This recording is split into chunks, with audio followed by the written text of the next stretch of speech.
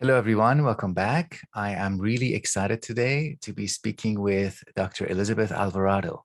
Elizabeth completed her PhD at University of Chicago, more specifically in the Department of Music History, Literature, and Theory. I think I got that wrong. It's a Department of Music, but this sub segment was Music History, Literature, and Theory. She has worked as a lecturer, music teacher, academic advisor, and a copywriter. Thank you so much, Elizabeth, for joining me today. Let's begin with a bit of a background. If you could, please tell us a little bit about your academic and non-academic background, your training, including maybe artistic training, just a bit Sure. to begin with. Yeah, and thank you so much for inviting me. Conversing is one of my favorite things. So My it's a pleasure. joy to be here. Mhm. So as you mentioned, I got my PhD in music history and theory. Before that, I studied orchestral flute. So I got my master's in music performance. And before that, I was a baby ballerina in a house full of artists. So I do feel very much like my artistic upbringing has been really important for just my worldview and the kind of thinking that I do, particularly coming into U Chicago from a very non-academic place. And I think I really had to utilize my knack for intuition and metaphorical thinking when I entered academia. However, I think once I got there, I realized that it's sort of one of the most performative places you can be. So while I felt kind of like it was a trial by fire coming into this sort of heavy duty intellectual atmosphere from with the background as an artist, I soon came to realize that in academia, much of what you do is expected to be just sort of intuitively understood, like teaching for one, but also like a lot of the nuts and bolts of research and writing. Um, so in that way, my thinking has been influenced both by my artistic background, but also by sort of seeing the performative aspects of academia. You may vehemently disagree with me as a cognitive scientist, and I'd be interested to see how you feel about this. But I've always felt a little bit like just like scholarly posturing is a little silly, not only because it's performative, but because it presumes to be so scientific, when in fact there is just so much emotionally, intuitively going on in the academic world. Oh, it is so irritating. I think it's one of the reasons I left my field of cognitive psychology, because I was like, Really? I couldn't, I couldn't point to I couldn't point to something that was being said that is Yes. irritating. But the, Yeah. the whole thing, the whole performance without performance, it's like Uh-huh. it is very unlike, let's say, a musical performance where everybody agrees that this is being performed, this piece Yes. is being performed. It in a scientific or an academic conference, people are performing, but there's a kind of denial in it. It's a kind of Hmm. disowning the act of performance, Right. which is kind of wrong. It's it's a absence of harmony. Yeah, I wanted to ask you a follow-up. This, I know I've opened up a really big topic, but I wanted to ask you briefly about the artistic worldview. I Mhm. know let's not demand a definition, but I just want to see if you could say a little bit more about what it is that you would call an artistic worldview. Does it have to do with discipline? Does it have to do with repetition, like, repeating scales over and over again? Does it have to do Uh, with a kind of sensitivity to small details? Is it about sensation? What is a what is it an I artistic mean, world? I think there was truth in everything that you just said. It's funny because when I think of critique, one form of critique that I think of is a musical form of critique, which is this very almost like the mentor mentee model, right? Or the teacher, the guru, um, the expert who sort of guides a young person through the process of critique. But in another sense, I mean, when I think of artistic thinking, I think of something that's more slippery. And that actually really, I think, guided the content of my dissertation ultimately, which was about boundary making, because boundary making and categorizing, and these are practices that feel so important for a particular worldview, a scientific worldview, a kind of thinking that we can hang our hat on an answer and be happy with that answer. And I think Mhm. that questioning that comes really naturally to me. I feel Mhm. like I've sort of slid between identities, just, being an artist, being a performer, being an intellectual, or, being these things that are just things that we do. But then also, really trying to understand how, like, the smallest things have big impacts or come from big places or can have big implications, which is kind of, I think, a poetic way of thinking. So, I think I don't know, that's a really hard question. And I say it so easily because it feels intuitively true that, you know, artistic thinking is a way of thinking. But I think if I could put my finger on it, the thing that it's doing, the mechanism is actually allowing more slippages, being a more slippery way of thinking, not holding on to anything or being too, um, like, when I think of intellectual lineages, for example, I think of people who say, "Oh, I write in the tradition of so and so," or "I Yeah. have this academic lineage," or you know what I mean? Like, I have Yeah. this bibliography that I draw from. Yeah. Um, and I just feel very, like, not beholden to a particular lineage. Um, and it's freeing and it's slippery and it's scary, I guess. But it's I think the way I the way I Oh think. no. Yeah. I Yeah. understand what you mean. I understand what you mean.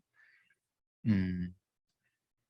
Yeah. This conversation is already too good. I almost, I want to give voice to something that I'm thinking, and the thought is I am resistant to share this with the public because Oh, I already feel like there are a few subtleties already in our conversation that might not be understood by most of our audience, because there's parts of what we said that I feel like we both understand, but we didn't explicitly point to. mhm. Anyways, it's difficult. Let's continue. I want to ask Oh, I about. want you to say Yeah. what you were going to say. Yeah. No, that's it. I wanted to. Oh, Yeah. oh, that's it. Just that Yeah. there's a language. Yeah. I feel like this is not made. The material of this conversation is not suitable for the public eye or the public ear. Uh, Ah, yeah. And I don't, because it's, like, particular to an academic way of thinking, or because there are parts of what you said that I too readily understand, like mm, the inability to be attached to a tradition, yeah, uh, to have a pedigree and be comfortable with that. right, Uh, right. and if it was maybe it was if it was a more public interview, I would have asked you more about that. But because I Yeah. understand, I can easily jump to something else. Okay. But anyways, those, if we decide to make it public, those will also be part of the public conversation. Just want to Yeah. give voice to that thought, just in case. What are some or who or what have been some of the main influences on you and your work? And with the qualification that they are not main influences that you belong to that tradition, but Right, influences in a broader way. right. I mean, I think I could provide, like, a very short list and a Hmm. very long list. People who are on my mind a lot. Well, I will say this. So there are thinkers, like, Lauren Berlant, for example. Lauren Berlant was somebody who was at U Chicago, um, who just passed away last year, but who had a really they were a really important presence for me and for my closest friends. Mm-hmm. But part of the reason I resonated so much with them was because they were really focused on the importance of everyday life, on structures of thinking. And so for me, when you say who your influence is, I immediately think, oh, my influences aren't people, they're structures of life. It's the fact that I grew up in El Paso, Texas, and lived half my life there. It's which is a border city, and all of the politics and the personal things that go along with that. It's the fact that I spent most of my adult life in Chicago, which is I learned how to be a critical thinker in Chicago. And, those things had really serious influences on the structure of my thinking. But part of being in Chicago was being around people like Lauren Berlant, who also think about structures of thinking. So there was like a sort of meta or mirror, hall of mirrors there, where the structure of my life was mirroring what I was thinking about, which was about how structures of life, can be critiqued or become so important in our lives. Mm-hmm. Something that really was amazing to me about Lauren Berlant, something that I still resonate with, and a reason I always go back to them, is just how sort of virtuosically observant they were about perceiving the world, and discerning patterns of human interaction and how those manifested, as thought patterns, as social structures, things like that. And I think that, also I was really lucky to have really close friends in Chicago who I still talk to, who are also really beautiful thinkers, who I can, talk with about people like Lauren Berlant and thinkers about Lauren Berlant, and who are willing to spend time talking with me in a sort of, therapeutic way. We will talk to each other about our biographies and talk about what we're thinking about, and just sort of go on a continual journey of like reassessing where we are mentally, physically, and emotionally. So I really see my close friends as part of that constellation of thinkers that help me think through things and read Mm-hmm. with people. Mm-hmm. Mm-hmm. Wow. Okay. Great. I don't know if that answers your question. Yeah. I felt like I had to produce a name. So Lauren Berlant, but also I will just say, to produce a couple of more names, people that I've been in contact with that are impacting me a lot right now. Colin Drum is a really amazing thinker who writes on monetary history. And he's a very charismatic thinker, and he's on a lot of public platforms, and he's starting a school called the Mimbres School in New Mexico, which is close to El Paso, where I grew up. So I automatically felt like there was some like physical and intellectual proximity there. But he is thinking through things that are important to me right now, like compensation for thought and value of thought, and monetary history and how those things collide. So he's a really interesting person. And Robert Meister, who he studied with before he got his PhD, wrote a couple of books that I'm reading right now. So to give That's you great. some names in my composition. Sure. Thank you. But I think the way you answered that question was very from the ground up.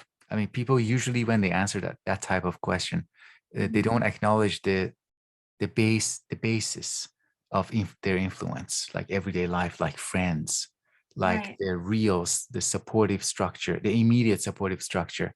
We tend to, I mean, maybe I myself, I tend more towards, gesturing towards some distant thinker like Foucault, for example. I was right. to say, yeah, but Foucault is so far from me compared to the people in my life and the people that I've listened to and people who have moved me. people who maybe have spoken about Foucault to me, and they have influenced me in a more less mediated way. But Right. Yeah, I mean, Foucault would be there for me. He's in there. sure, He's he's in in the there. constellation, but Yeah. yeah, when I think about how Foucault affects me on a day-to-day basis, it's in these little ways about understanding power. But that mechanism is activated in my conversations with people like you know, and it's in the substance of the conversation. Right. Yeah. You know. Yeah. I understand. Yeah. Okay, let's get to the critique, the topic of critique. I wanted to ask you about how do you see how do you see the place of critique in your work, maybe in life, and Yeah. why is it important for researchers, thinkers, people in general to be critical, or at least be in dialogue with critical perspectives? Right. Right. So I mean, as we chatted about, I think a little bit, like this is such a big question. And Mhm. at first, when you brought it up, I was like, oh yes, critique, of course. This is a thing that I do all the time. And then when I started trying to put my finger on it, it became diffuse, which is a symptom of critique itself, I think, to become diffuse, you know. Mm. But I'll say that so I came to critique, as I mentioned earlier, through music. And, you know, musical traditions, even though it's an art, it's almost clinical in its approach to critique. You know, very clearly, you have very clear goals. I'm trying to do this better. I'm trying to perfect my craft. Um, and so, you know, there's some artistic interpretation involved, but it doesn't matter what your interpretation is. You want that interpretation to be done well. Um, and so I think in that sense, that's sort of the kind of critique that most people are familiar with, just making a thing better. Um, and I think that's a really valuable form of critique. But, you know, through that lifelong process, it was also a process of looking at patterns. And then, you know, because music is all about patterns. And then when I went into academia, I realized that I cared more about the larger patterns, the larger structures in the histories of music, where it was produced, how the sounds differed. And then it became a question of different art forms, and also how we tell those stories, a question of how histories are told, why they're told in certain ways, what aesthetics we alight upon as important, and all of that, which I think is, you know, familiar to anybody in academia. So what I ended up doing was much more like cultural critique than just straightforward analysis, because it became a critique of historical writing and cultural production. Mhm.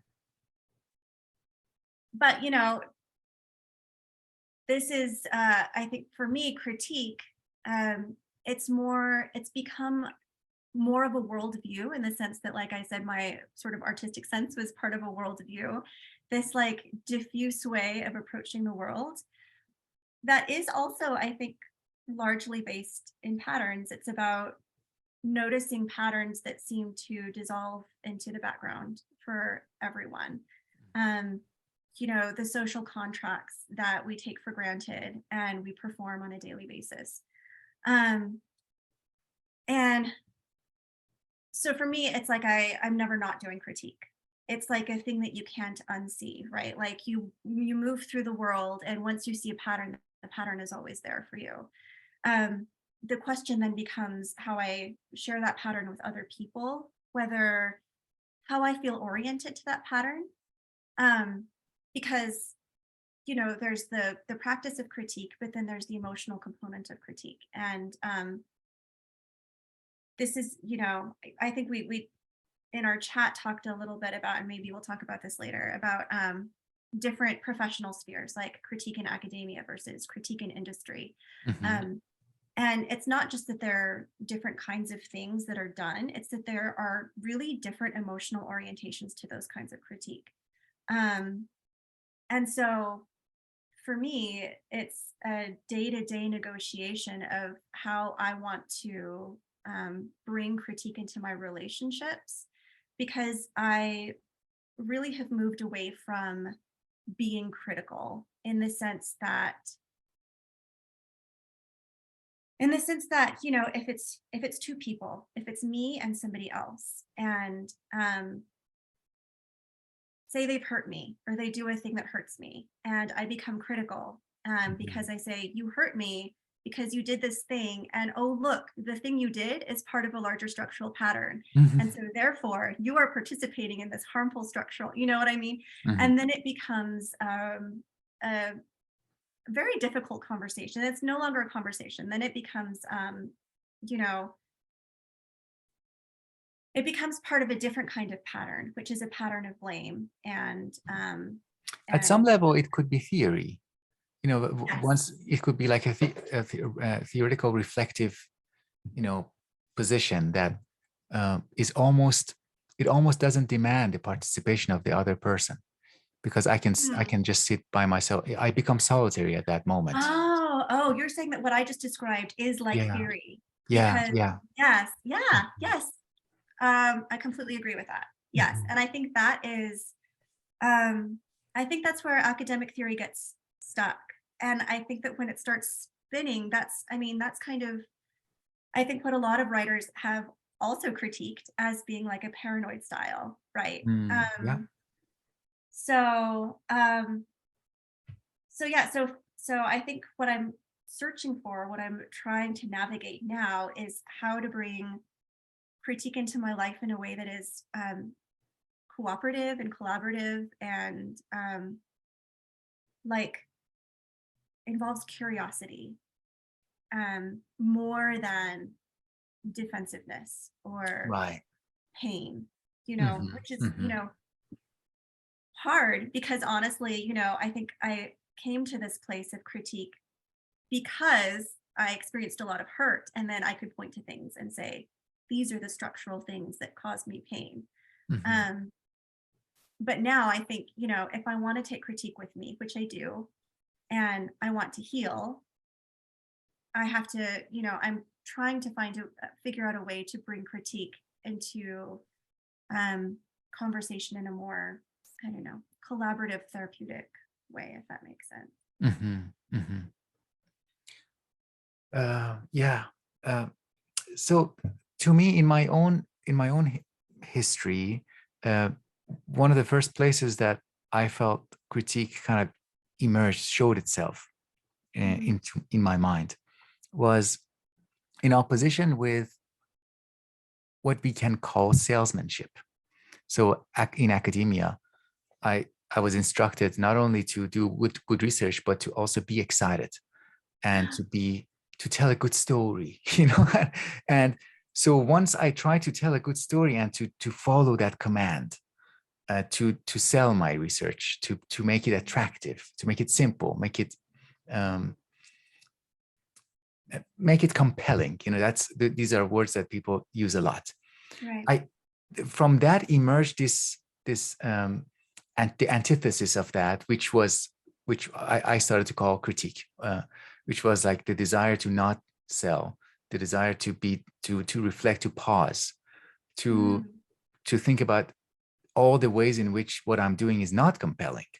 So to kind of create a balance for myself. And critique it started as a very private activity, something that I um, kept to myself. And then that discovery, that very exciting discovery of authors who write about that that voice, or they write with the tone. You refer to an emotional tone of critique, Mhm. which um, it really is something that I also find resonant in my experience. But I also, at the same time, there are sometimes some feelings, some emotions that when we explore them, I think they give rise to critique. So critique is something that comes and kind of explains why a certain feeling already exists. So this is so interesting, because I really feel that And in a sense, critique is a way of returning to the self or self-discovery, or allowing yourself to be honest when you come up against a situation that is asking you not to be honest. Yeah, yeah, yeah. There's a passage by I think it's Marjorie Gracier.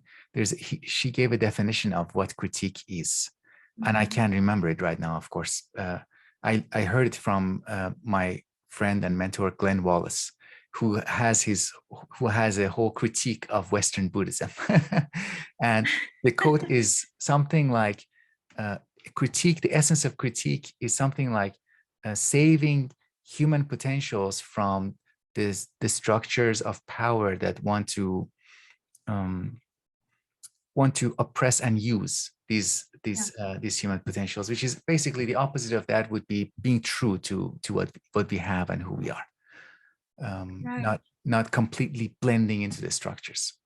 Yeah. And I think that you mentioned the pause. I feel like the pause is so important for that. Because I know that I will often respond just, my like from my bag of tricks that I've learned over a lifetime of being in the world. And if I give myself the opportunity to pause, Mhm. it, it's something. The pause is something that is itself um, sort of a disruption. It is absolutely, because what is the opposite of uh, pausing in the context of communication, corporate communication or academic communication? The Yeah. opposite is fast-paced elevator Right. pitches. You know, yeah, Right. Right. the Right. elevator pitch is the ultimate force against pausing. Oh gosh, I've spent so many hours working on elevator pitches. Yeah, me too. Me too. Yeah. Yeah. Yeah, and I wonder, like, how long is the elevator ride? You know, how Right. many levels is it Right. supposed to have? Yeah. Right. So let's maybe we can include. We don't have to leave any of the things that we have brought into the conversation.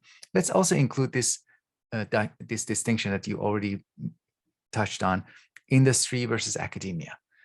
Mhm. And maybe I can start with a little bit of introduction. So in academia, I felt like now, because I've lived and worked in both worlds, I feel like in academia there was a place for critique, uh, because I could do it, and I felt now, relatively speaking, and now I can tell I was safe. What I was facing there was largely indifference, a kind of indifference, a kind of, oh, why are you doing that? Why can't you just let us do our work? Mm, Why do you have to point to these other sides of our research program? It's a kind of creating inconvenience when I yeah. when I Yeah. was critically engaged. For me, it was fun. For some other people, it seemed to be fun too. But in the industry, things seem to be harsher. I mean, the critical voice cannot even be expressed sometimes in the industry. When you have Right. a manager, like, what can you say to a manager? Right. Uh,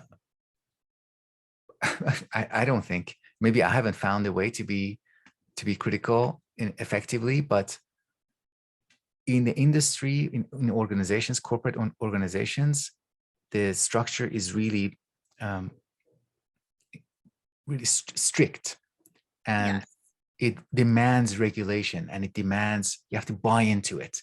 If you Mhm. if you want to be here, if you want to get paid, this is how you're going to behave. But academia still, I mean, I was very dissatisfied with academia, but now I kind of feel like, yeah, there's safety in academia. You don't always have the consequence that you might wish for. I mean, Mhm. we might wish for, but at least you can kind of do this critical dance. At least, yeah. Yeah. So Yeah. what do you think about that? Uh, so, I mean, yes, like, yes to everything you said. I was thinking of this one particular time. So I worked as an advisor for a year and a half after I graduated.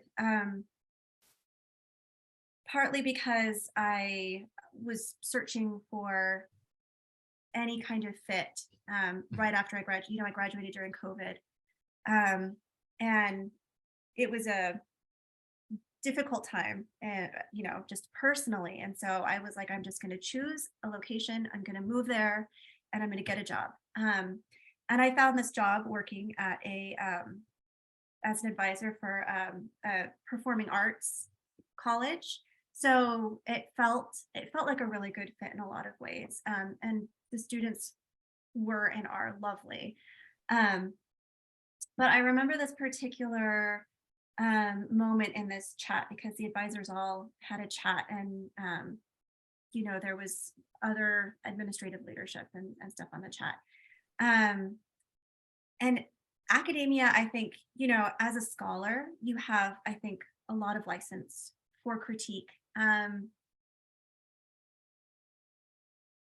But it's not, I don't think it's as infinite as we would like it for it to be, right? Mhm. Like there are still all kinds of ways in which academic scholars are still narrowly circumscribed. Mhm. But when you work on the administrative side, all of the song and dance, the sort of hypocritical song and dance, just was like, it was just like blaring. It was constantly blaring.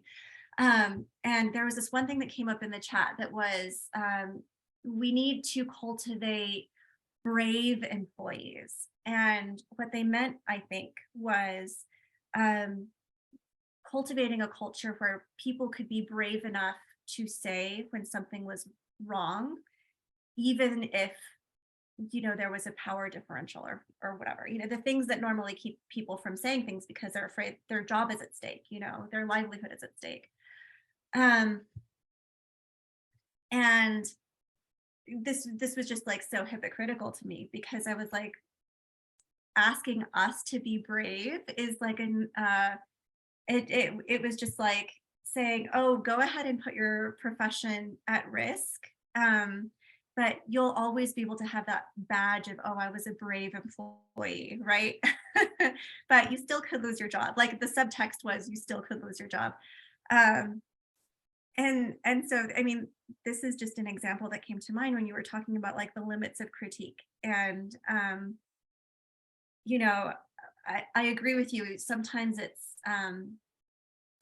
spelled out. I've been working as a copywriter, and there have been times when I've put things in my writing that were, a little edgy, and maybe I knew they were a little edgy, and I was like, I'm just going to put this in and see what happens. And it got cut, Mhm. immediately. And I was like, Mhm. well, there's nothing I can do. Like my words got cut. I'm not going to like just reinsert it. I can't publish it somewhere Yeah. else, Yeah. So in that sense, yes, I see what you're saying. Like there's critique is not welcome, but in another sense, like that's just one particular kind of critique, right? Mm. Like the kind of critique that we have conceptualized in academia, which is, I will provide words on paper that are intellectual labor and that are like, a beautiful critique of our social world, and you will give me compensation in monetary form. So Mhm. I will, and I think the academic dream is that we will get paid for being critical, Yeah. which seems like such an absurd thing in Yes. industry, When you right? put it that way, yeah, it is. Like I would like to receive, monetary compensation for critiquing monetary systems, or like, Yeah. but I think this is also why I feel like the way we've conceptualized critique is perhaps too narrow. Mhm. And that like, even though I think it was really hypocritical in that chat to say, oh, be a brave employee. I also think there are ways to be brave that are more subtle, Mhm. um, more true to yourself, and more collaborative and cooperative. That it just Mhm. involve these little tiny moments with Yeah. people, Yeah. you know. Um, For me, it's that moment where, for example, um, somebody who is a superior at work, somebody who has power, who can, fire me, let's say. mhm, Uh, can like express their negative feelings and the next moment can tell a joke. And at that Right. moment, I'm invited to participate in that power dynamic by, responding to the anger by like getting scared and then laughing at the joke 5 minutes later. And that's like, you can just, a subtle form of critique is just not laugh, Right. or Right. not be scared, not feel afraid, or not show the thing that person is trying to control. Like, you don't give in to that. You don't have to make an argument in response, but kind of, yeah, I think small moments of making a very tiny gesture that is barely noticeable, but it could create possibly um, kind of small interferences in the system, in the larger Yeah. system, or pauses, as you said. Just a Right. small moment of inconvenience for that power dynamic, which is great, Right. you know? Yeah, absolutely. Which, I think also has incredible pedagogical power. Like if you think of critique as, sort of in its like ideal utopian form being a way of actually teaching people.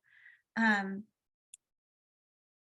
you know, uh, I think people are a lot more receptive than we give them credit for. Um, and this I think involves all kinds of questions about like intellectual labor and emotional labor and things like that. But I don't think it does necessarily require as much labor as we think it does in order to invite a pedagogical moment. Because I know what I know from experience that it feels like a very big deal when your boss makes a joke and you don't laugh. Like for me, that actually feels like a very big deal because I've spent so much of my life subscribing to that social norm, Hmm. Hmm. that when I stop, it's you know, and it's a pedagogical moment for me as well because I'm learning, Hmm. something about allowing myself that power in that space and Yeah. that honesty. Um, but I also think, don't discredit the power that that has on the person telling the joke. Um, there is, I have friends, I will say, who have not laughed at my jokes, and I have appreciated their silence, and I have Mm. learned from their silence. Um, so, so yeah. Yeah. Yeah. Makes sense. Makes sense. But yeah, have you ever thought of, maybe people who have this critical disposition? Maybe yeah, I don't want to ask that question, but the question is this: maybe we should just let people live and do what they want, you know, uh, because it seems like we are the disruptors, and we are answering to Yeah, a call. We're answering to a call that not everybody hears, and not everybody kind of right. gets the point of it. And I sometimes feel a guilt about it, because some people, if people can be happy and satisfied pursuing a line of research, feel very professional and fulfilled, Right. I feel like maybe I shouldn't. Yeah, that's you know what I mean, that kind of Mhm. meta critique. Have you thought that about that, and what do you think? Do you have any solutions to it? I have thought about it, and I'm like, no, screw their comfort. But so to be honest though, I mean, it's not about wanting other people to be uncomfortable. And I think that's where criticism gets a rap, because it's like um it's where critique isn't just a thing where you're trying to make a thing better, whether that is a product or a process or like the world. um there's also the position of being critical, and you know primarily I see the people who want to maintain their comfort as people who are aiding and abetting the discomfort of a whole lot of other people. Mhm. And that doesn't mean that I want them to be punished.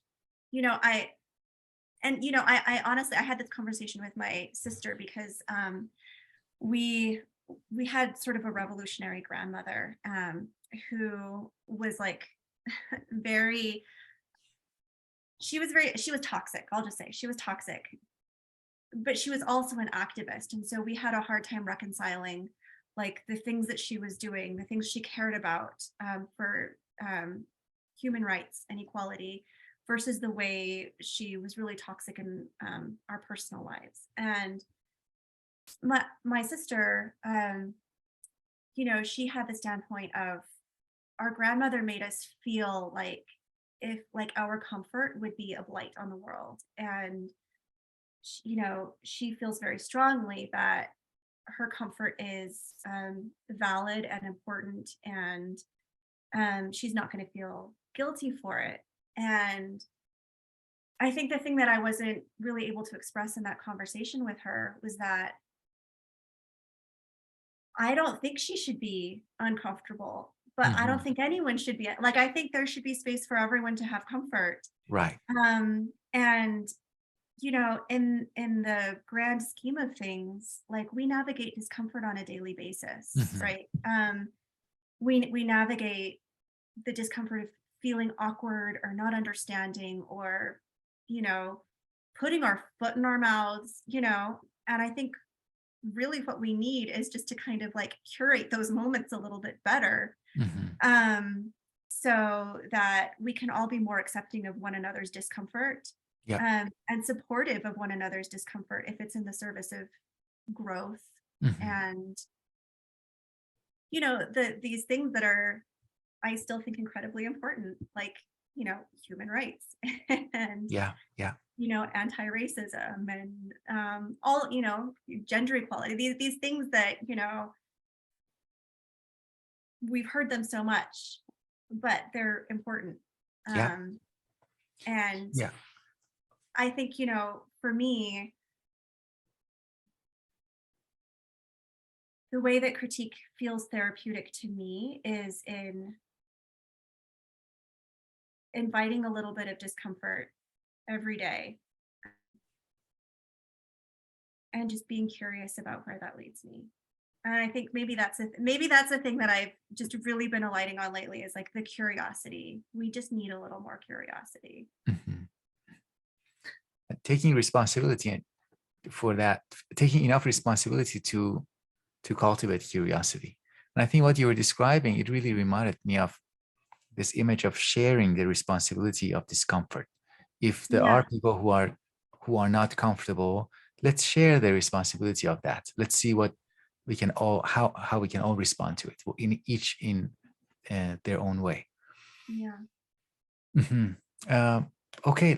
Uh, I also wanted to ask you about your current work, your future plans, Oh anything gosh. that you'd like to share about what you're doing, what you like to do, you know, the type of projects you're working on.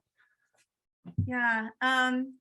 I mean, I'm doing a lot of writing, some writing for pay and some writing for my heart, Mhm. and sort of, you know, playing it by ear. Hopefully, the two circles of the Venn diagram will overlap. Um, but you know, I do have a blog, but it, you know, I hesitate to say it because I only have 2 posts and just like 10 unfinished posts that I've started. So, but it is, you know, that is sort of a heart project right now, Mhm. is that blog. And you know, I'm looking for a full-time job. So if you know anyone who's hiring, Mhm. you know. Yeah. um, When but I yeah, left, you yeah. know, oh, go ahead. No, no, no. I'll tell you after you you complete your thought. Yeah, I mean, I had some academic projects that were in the works. I had an article that I was working on revisions for film sound and the moving image. And I sort of halted work on that because, you know, when I left academia, I've been trying to figure out like how intensive a cut I want that to be.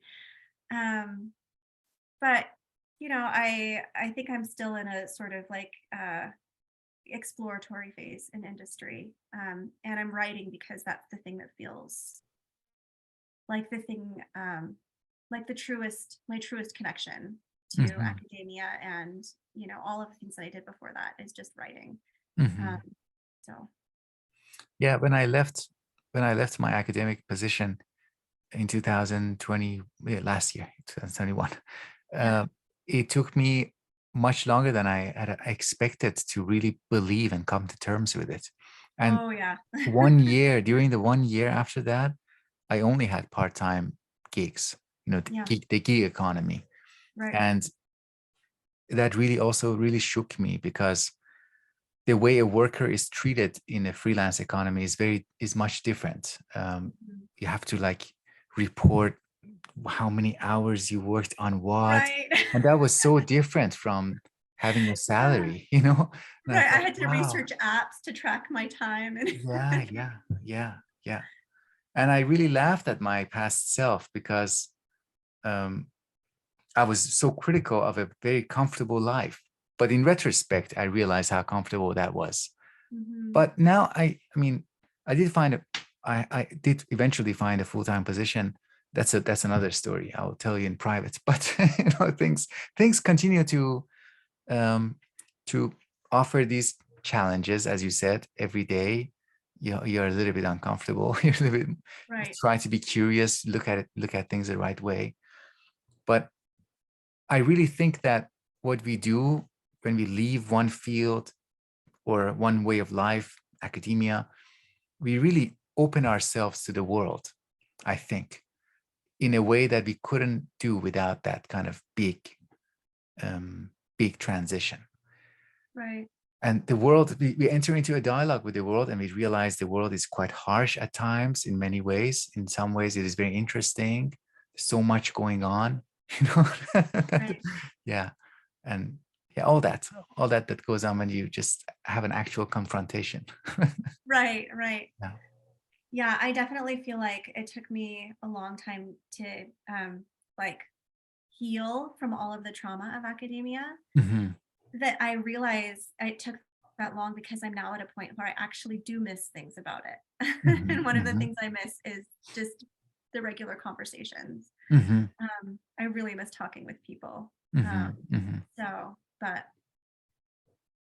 yeah, Yeah. I think,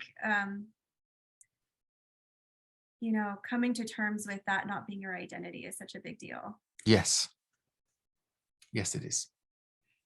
And we can bring in Nietzsche here. I hope you don't mind or people who might be listening to us don't mind the name dropping, uh, the performance of name dropping. But uh, I think a lot about Nietzsche and how he would say, if you are attached in that way to an academic identity, it really reveals a nihilism. That Mhm. not to be a nihilist means being okay with just being alive, breathing, eating food. Anything else is bonus.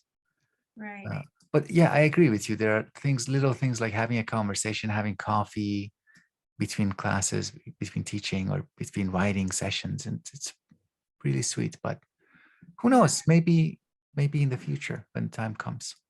It is true though. I am like genuinely finding joy and just sitting quietly, which is a thing I haven't done in so many years. Yeah, yeah. Or not working during the weekend. I've Yeah. discovered that, Right. Right. after What a 10 years. revelation. Yeah, I know. I Right. know. Yeah. Well, Elizabeth, thank you so much for joining me. We will together decide what to do with this conversation. Let me stop the recording, and Okay. then we will continue the private conversation. But thank you. Thank you very much. Thank you for having me.